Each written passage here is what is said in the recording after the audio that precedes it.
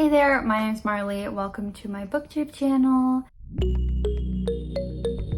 Today I am excited to start my Pride reading vlog. Kind of self-explanatory, but I'm going to be reading a few books that feature queer characters in honor of it being Pride Month this month in June. So I'll just quickly introduce you to the books I plan on reading for this. I have not started any of them yet, but I am very excited to start them this evening. The first one I want to read is Golden Boys by Phil Stamper. This is a YA contemporary about 4 boys who have different adventures during the summer and about their friendship, I guess. The second one is Charm Offensive by Cochrun. This is an adult romance about these 2 men who are working on a reality dating show and they end up falling in love on set. And third is Rise to the Sun by Leah. This is a sapphic YA contemporary novel about these 2 girls who go to a music festival and have different missions during the festival, and they end up helping each other, bonding, all that kind of stuff. So without further ado, let's just get into the vlog. I'll take you through my week.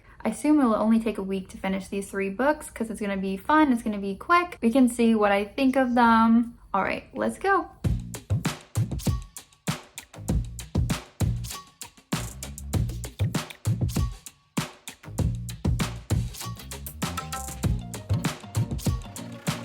Hey guys, here for my first update for the vlog. I have reached about the halfway point into Golden Boys. I'm not obsessed with it. I'm not hating it. I'll admit I've had like a lot of free time this afternoon to just read, but I'm like kind of dreading it. I don't know.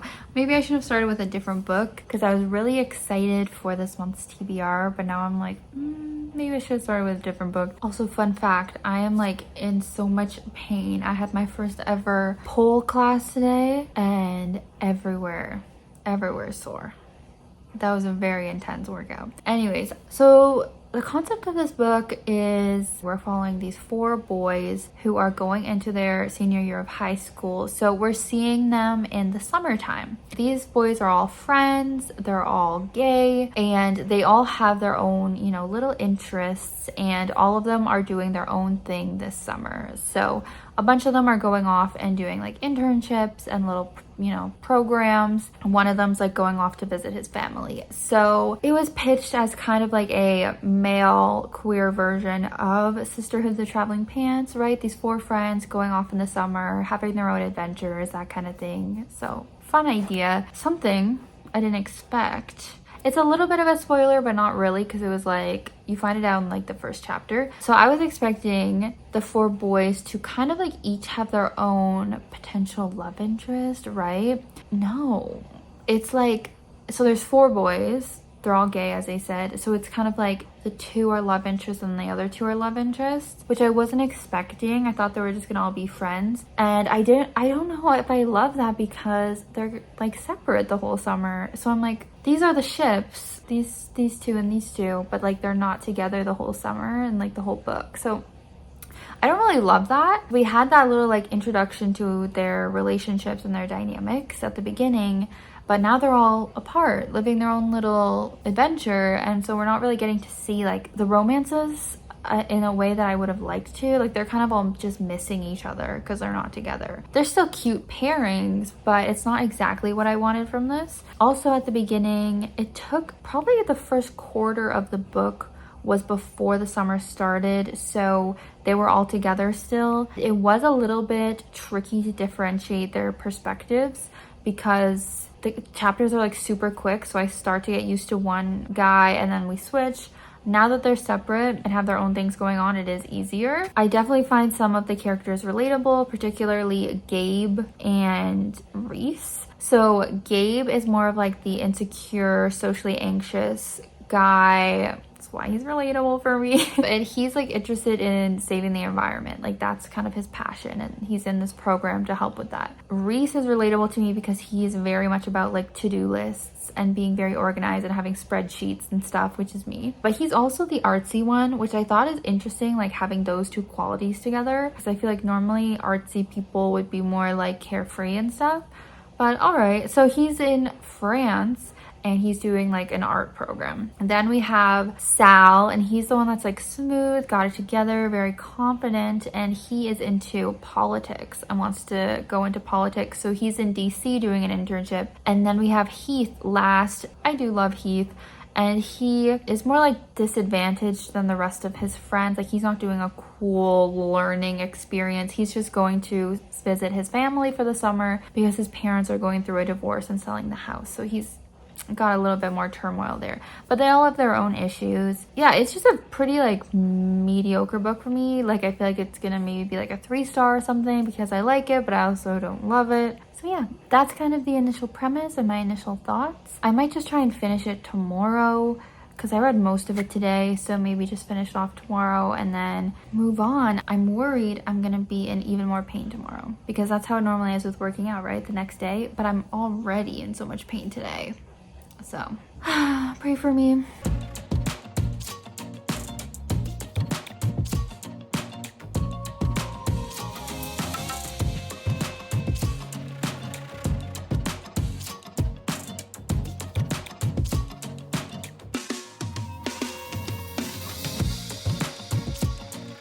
So update on my well-being. I am still extremely sore and I had to clean the whole apartment because it's my weekend to clean. That was not ideal.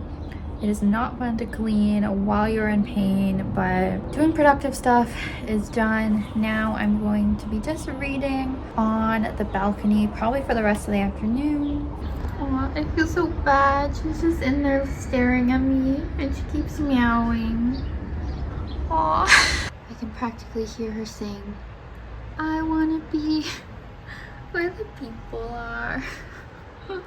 Hey, I have finished Golden Boys, and it's also time to change my sensor, my continuous glucose monitor for my diabetes. Okay, so yeah, as I said, I spent basically the whole afternoon just finishing up the book. So clearly, you know, it was a pretty quick, easy read like I predicted it would be. And overall, it's cute. Like, it was really cute, but I do think it's one of those books that it is a better fit for young adult audiences, which is what it is meant for. But some YA books are even still good for like any age, or even adults can enjoy them. This is one that I'm like, probably mostly teenagers would enjoy this.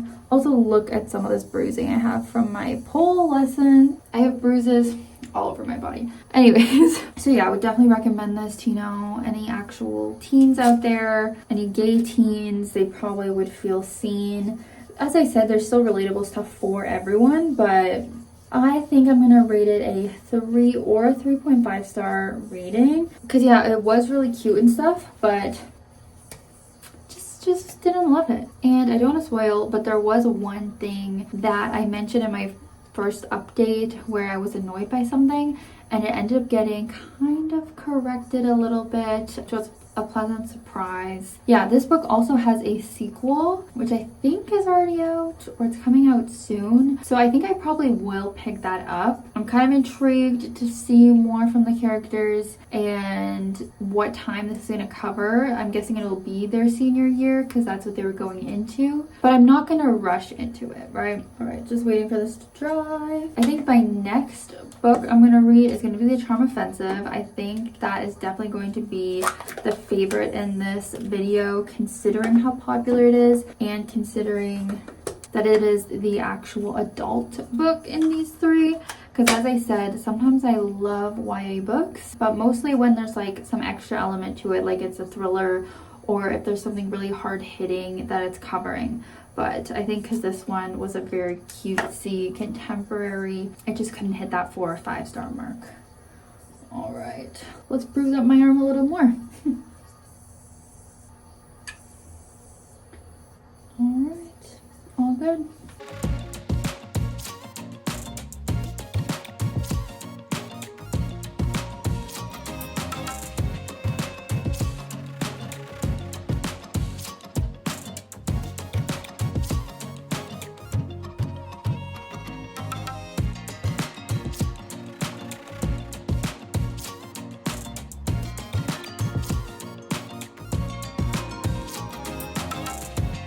Vlog, Thought I'd film over here with little Peachy, who's sleeping. I reached the halfway point in the Charm Offensive. I feel like I should be at the 3/4 mark with where we're at in the plot.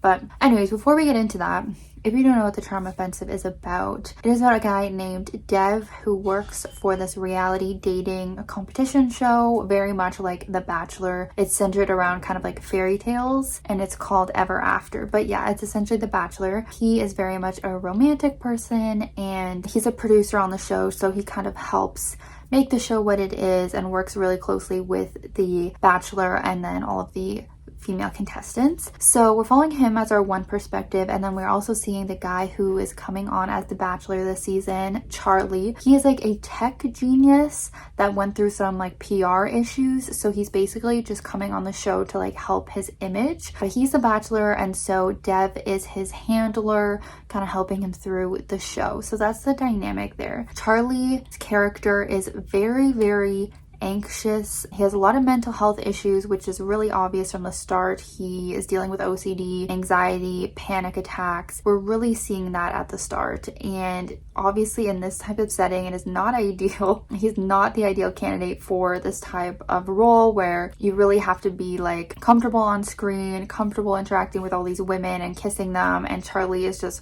really struggling with that, and Dev is really having to help him. I really adore Dev's character.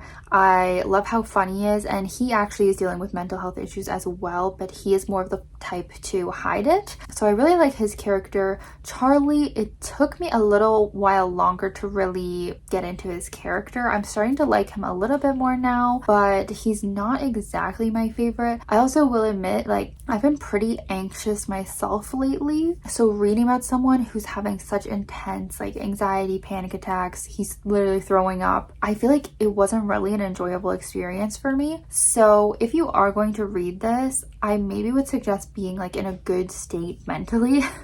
I think you'd probably enjoy it more. I think maybe that's why I prefer Dev's character out of the two of them. I do think the reality show setting is fun, but yeah, I've just kind of felt like something was a little bit off during the first part of this book. I wasn't totally loving it, but as we got more, maybe like past the 30% mark, it's feeling a little bit more fun. I am enjoying the characters more, and we got to see a lot more stuff between Charlie and Dev that has actually been really cute. But as I was saying earlier, I just feel like we're almost at that point of like, you know, the third act, like sad stuff, breakup, that kind of stuff. I feel like we're already at that, and we're only at the halfway point. So I guess I'm kind of curious to see what the second half of the book's gonna be, because I just feel like so much has happened already. Not only does Charlie have his mental health issues, he also like has stuff going on with his sexuality and identity. He didn't know he was gay going into the show, which at first I thought he did already know, and I was like, bro, why did you do this show? Like, it's a bunch of women. But then I found out, okay, he doesn't actually know how he identifies yet. So we're also exploring that on his end. Yeah, but I still find there to be some cringy things, some things I don't love, but you kind of always get that in romance, I guess. So it's feeling maybe like a 4-star. I guess the second half will decide whether it goes up or down. I think it definitely cannot be a 5-star just because I'm not like totally hooked from the start, which is a little disappointing because I had such high expectations for this based on people's reviews.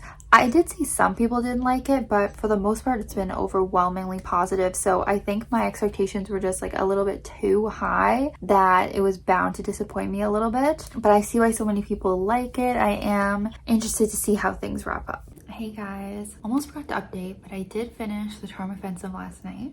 Yeah, so overall I did like this book, but I rated a 3.5 star rating, so same as The Golden Boys. I probably liked it a little bit more, but I do think it wasn't quite the romance for me. I definitely see why people love this book, but I think it went in a direction that's not necessarily my perfect romance. I felt like the book was starting to drag a bit, like it felt very long, and I think part of the reason for that is that the couple got together a little bit too early in the book. I'm a fan of a slow burn and when the couples don't get together too quick, so I think that's why it wasn't my perfect romance, because they got together and then there was still a lot of drama and stuff following that. For people who like to see the couple together for a long time, or you like when they get together at, you know, like the halfway point, this would be for you, but for me, I prefer more of the drama to happen, I guess, in the beginning and the couple to get together like later in the book. Also, as I said, like I still have continued to kind of be anxious this week and negative, so this book really focuses on mental illness, so that was a lot. It actually kind of switches, like, so in terms of the characters, I know at the beginning I was saying I didn't like Charlie that much, but I loved Dev. It actually switches a little bit towards the end where I was like loving Charlie's character. He really came into his own in this book. I actually ended up really liking him, and then Dev took a little bit of a turn. He goes into a darker place in the second half of the book, and he's a little bit annoying. I still liked him, but it was funny how it kind of switched between the characters of like who I preferred. Also, it had some pretty good side characters as well. I quite liked some of the girls on the dating show and some of the other producers and people who worked on set.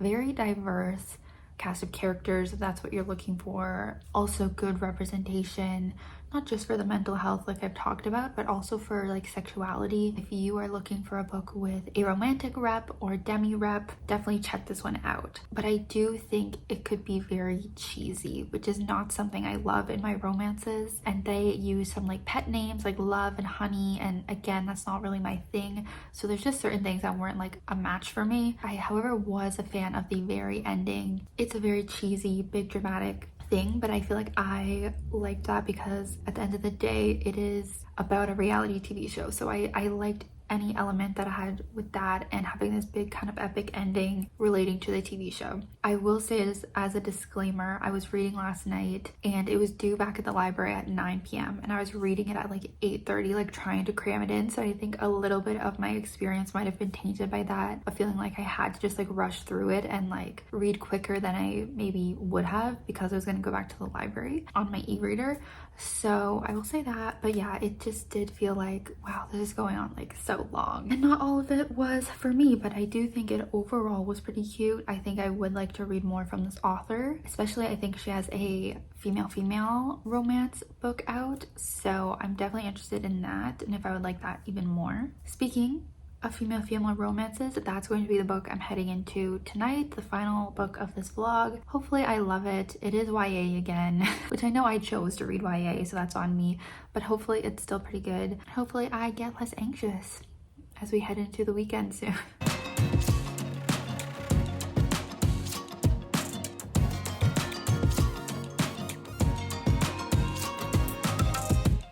Got my first pair of prescription sunglasses. Of course, on a day it's not even sunny.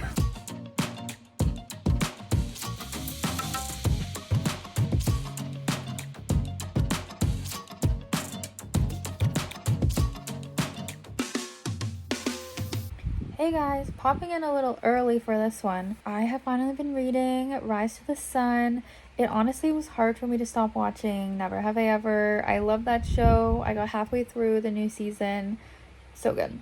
Anyways, it's a little early. I'm only at 25% of Rise to the Sun, but tell me why I'm actually loving it. And I think it's going to be my favorite book of the vlog, which was not expecting that, as I feel like it's the one I hear talked about the least in this whole vlog. It is the female-led one though, so maybe that's why. It is just a book that is working for me. I can talk more about it later, maybe at the 50% update, but I just wanted to kind of have a brief little update here to say stay tuned. I think this is going to be my favorite. And Peach is here with me. Hi, Peach. Oh my god, did you see her eye? Her pupils like go big. Aww. Hello, so I am halfway through Rise to the Sun, so I wanted to officially check in. As I mentioned before, I'm really liking this book, but the plot is that we are following these two teenage girls. One's named Olivia and one's Tony. Olivia is coming to the music festival with her best friend Amani, and it is their goal to kind of bond as best friends because Olivia tends to get very caught up in her romances and is very like focused on that. So it's supposed to be time for the best friends to bond, and she also wants to take part in this competition that the music festival is doing so that she can win a car. So there's also like a fun competition aspect. Then Tony is at the music festival because she grew up going there. Her dad was a musician and she also wants to be a musician, but her dad has recently passed away. So she's dealing with that. She's really grieving and having a hard time, but she goes to the music festival to try and find herself, find her sound, and she wants to perform. So they end up accidentally meeting each other and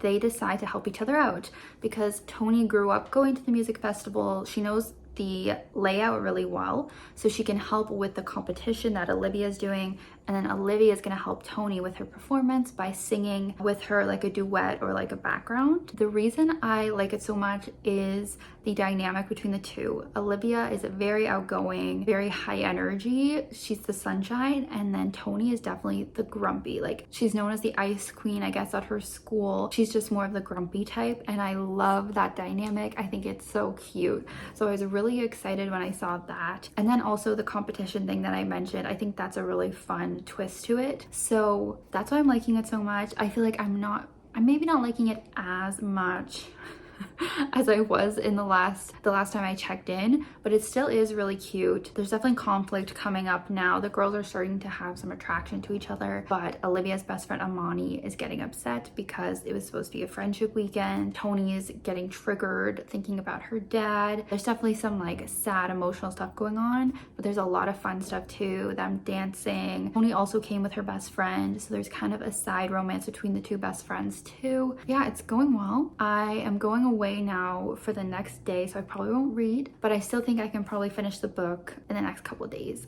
So I'll see you then.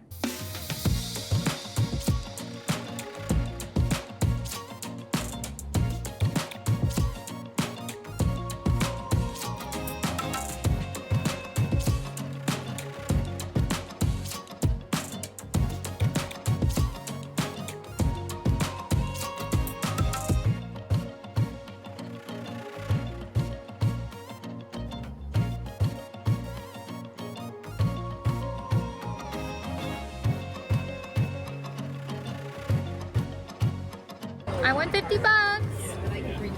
We got 7 cents. High roller. Hello, we have made it to the final update of the vlog. I am cooking right now. Sorry about that. You know, had to maximize time. So I was really pumped at the start of this book. As I went on, I got a little less pumped.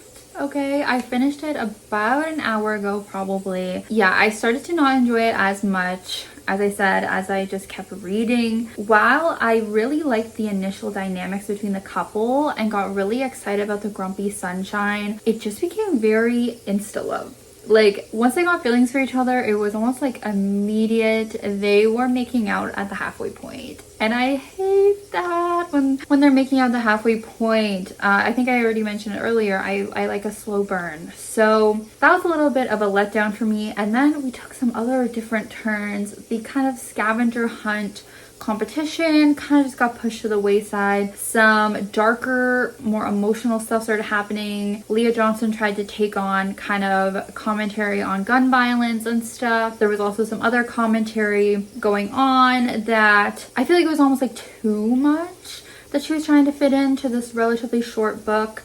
I did appreciate more of the stuff with Olivia and more of the trauma that she was dealing with, but I feel like there started to be a little bit too much of the kind of angsty stuff. And I do feel like there was a little bit of some lacking with the side characters. There ended up being a bit of a twist with one of the side characters that I didn't see coming, and I wish that there would have been a few more hints towards this reveal that would have kind of like made it make sense more to the audience. Overall, still a cute book. Definitely would be more for the young adult audience, similar to Golden Boys. They definitely are both very much targeted at their correct audience of being in YA. And I would say definitely recommend for people who are really into music and music festivals, because I do think they did a good job of showing that. But yeah, there were definitely more flaws that kind of came up as I kept reading. And so I ended up rating it 3.5 stars, which means I rated all 3 books in this vlog 3.5 stars. I feel like that never happens, that I rate all books in a vlog the exact same, but I kind of had similar enjoyment levels for all of them. I don't even know what I would end up ranking them of the 3. Maybe The Charm Offensive would be the best. So yeah, no favorites in this vlog, but still books I definitely would recommend, still books I think are worth reading. So that's going to be the end of this Pride vlog. I still am going to be reading more LGBT books throughout the month though, so be sure to subscribe so you can see my wrap up where I review the rest of those books. Now I'm going to finish up dinner and I will hopefully see you guys in my next video. Bye! Have a great month!